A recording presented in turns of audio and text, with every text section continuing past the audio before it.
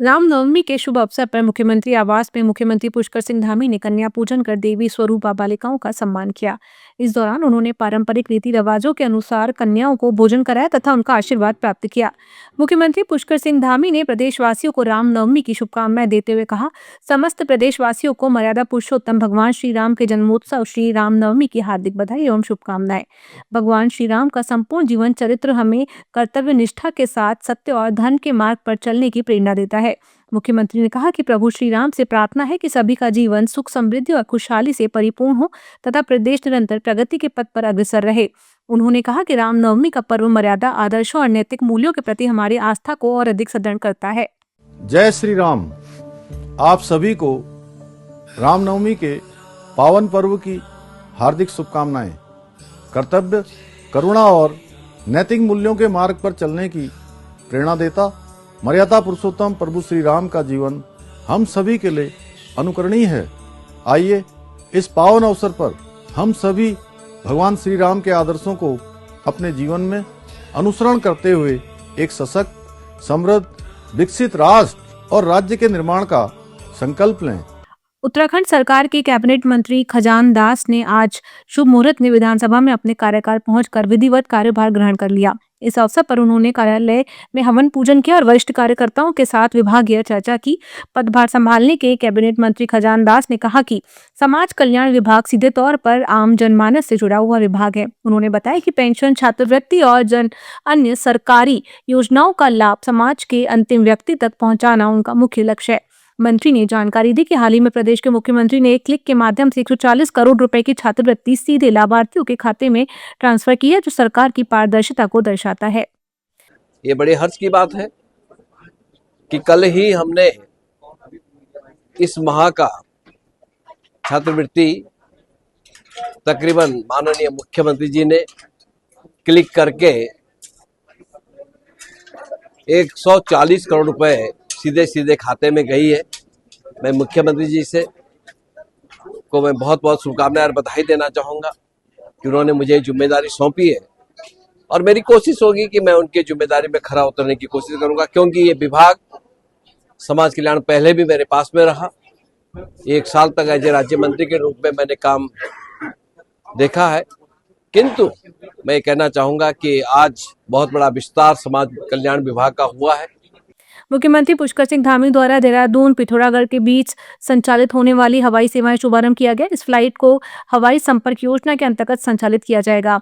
Alliance air द्वारा करीब 42 seater विमान से इस सेवा को शुभारंभ किया गया है। मुख्यमंत्री ने कहा कि देहरादून पिथौरागढ़ उड़ान शुरू होने से गढ़वाल और कुमाऊं के बीच में हवाई सफर करने वाले पैसेंजरों को इसका लाभ मिलेगा। उन्होंने कहा कि देहरादून से पिथौरागढ़ जाने के लिए लगभग 15 घंटे का समय लगता था, तो अब वही ये दूरी मात्र 1 घंटे में तय कर सकेंगे। इसी को लेकर सीएम पुष्कर सिंह धामी ने देहरादून से पिथौरागढ़ के बीच 42 सीटर अलायंस एयर विमान सेवा को हरी झंडी दिखाकर शुरुआत की।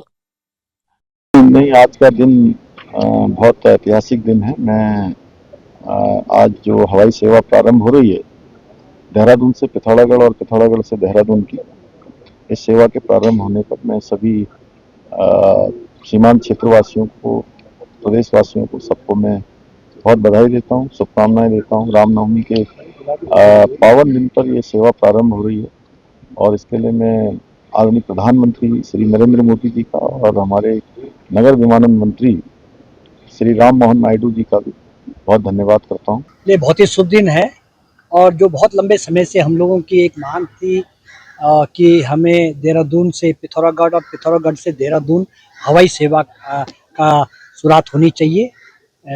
तो आज ये बहुत शुभ दिन है। आज आदरणीय मुख्यमंत्री श्री पुष्कर सिंह धामी जी के द्वारा आज इसका शुभारंभ किया गया और भारत सरकार के नागरिक विमान मंत्री जी के द्वारा उनका भी आशीर्वाद, उनका भी उद्बोधन हम सबको मिला।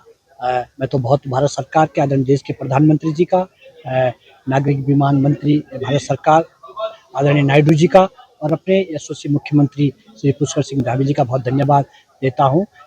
उत्तराखंड लोक भवन में आज श्री देव सुमन उत्तराखंड विश्वविद्यालय के द्वारा प्रज्ञानम कार्यक्रम की शुरुआत की गई। कार्यक्रम में उत्तराखंड के राज्यपाल लेफ्टिनेंट जनरल गुरमीत सिंह ने शिरकत की। साथ ही कार्यक्रम की विधिवत शुरुआत दीप प्रज्वलित कर की गई। इस कार्यक्रम में भारतीय ज्ञान प्रणाली आधारित कृत्रिम बुद्धिमत्ता AI चैटबॉट, भारतीय ज्ञान परंपरा के समावेश कृत्रिम बुद्धिमत्ता का आदित्य संगम को लेकर चर्चा की गई।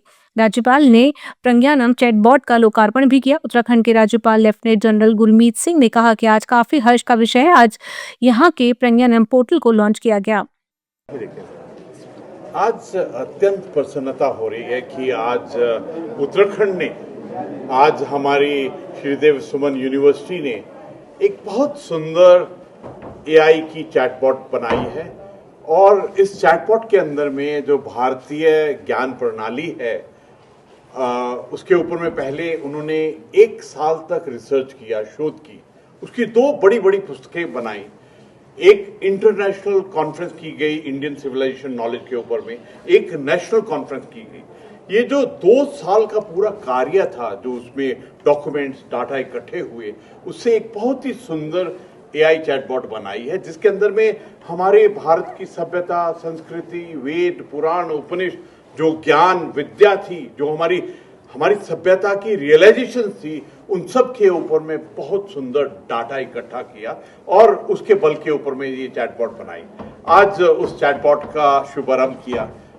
अगले माह में होने वाली 4 धाम यात्रा को लेकर देहरादून के RTO विभाग ने अपनी तैयारियां पूरी करने में लगा हुआ है। इस पर जानकारी देते हुए संभागीय परिवहन अधिकारी अनीता चामोला ने कहा कि 4 धाम यात्रा को ध्यान में रखते हुए यात्रा में आने वाले यात्रियों के लिए उनके वाहनों में डस्टबिन होना अनिवार्य होगा। साथ ही अनियमित तरीके से गाड़ी चलाने वाले वाहन चालकों के खिलाफ कार्रवाई की जाएगी, जिसमें ओवर स्पीड, ड्रग, शराब भी शामिल है। 4 धाम रूटों पर हमारे विभाग के द्वारा कैमरों से भी निगरानी रखी जाएगी।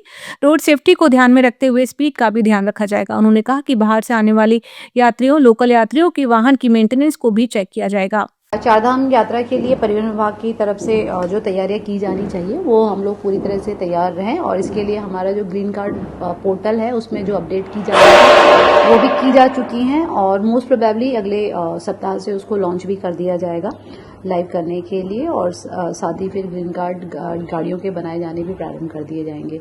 इसके साथ ही यात्रा पूर्व चेक पोस्ट की हमारे स्तर से स्थापना की जाती है और यात्रा रूट्स पर विभिन्न परिवर्तन दलों की तैनाती भी की जाती है। तो उसी के लिए आजकल थोड़ा सा ये कार्य चल रहा है और शीघ्र ही ये कार्य भी कर दिया जाएगा। और इसके साथ ही चूंकि जो उत्तराखंड है वो एक मेन टूरिस्ट हब भी है और पर्यावरण को संवर्धित करना और पर्यावरण में वाहन जनित पोल्यूशन को कम करना भी हमारा एक दायित्व है। तो आने वाले जो भी टूरिस्ट है या पर्यटक वाहन है उनसे भी हम वो हमारे पर्यावरण को प्रदूषित करने में कंट्रीब्यूट ना करने, इसके लिए वेहिकुलर पॉल्यूशन को कम करने के लिए भी हम एक चेकिंग ड्राइव चलाएंगे यात्रा के दौरान। मुख्यमंत्री पुष्कर सिंह धामी का एक और रूप परेड ग्राउंड में आयोजित जनजातीय महोत्सव में देखने को मिला, जब देश के 12 राज्यों से आए जनजातीय वर्ग के प्रतिनिधियों ने अपनी सांस्कृतिक प्रस्तुतियों और परंपराओं के माध्यम से महोत्सव को राष्ट्रीय स्वरूप प्रदान कर रहे थे। उसी समय उन सब के अनुरोध पर धामी ने खुद थारू लोकगीत पर वाद्य यंत्र बजाया।